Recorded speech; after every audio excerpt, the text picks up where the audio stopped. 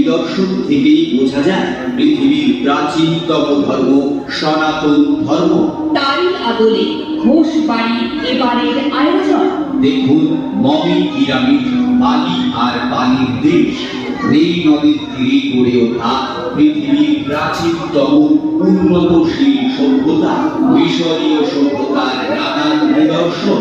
মিশরের শেষ রানী, অপরূপ সৌন্দর্যের অধিকারী, বুদ্ধিমতী রমণী রানী ক্লিওপেট্রার হীরা মণি মুক্তা ও স্বর্ণখচিত দেখুন মিশরীয় সভ্যতার সেই নিদর্শন মমি। মিশরের বিখ্যাত মানুষদের মৃতদেহকে বিশেষ প্রক্রিয়ার মাধ্যমে সংরক্ষণ করা সেই মমি ঘোষ বাড়ির সাদদিয়ার আয়োজন। ঘোষ বাড়ির পক্ষ থেকে আবারও সকলকে জানাই শারদ শুভেচ্ছা।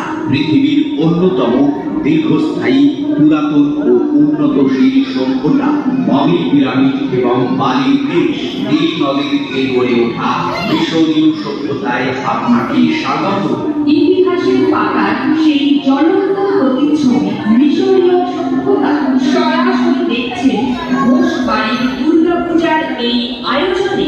দেখছেন মিশরীয় সভ্যতার শেষ রাজা তুতানখামেনের সমাধি ভবন। তুতানখামেন মিশরের শেষ শাসক, তারই সমাধিতে প্রত্নতত্ত্ববিদরা খুঁজে পান দুর্গা প্রতিমার আদলে এক মূর্তির নিদর্শন। সেই নিদর্শন থেকেই বোঝা যায় পৃথিবীর প্রাচীনতম ধর্ম সনাতন ধর্ম। তারই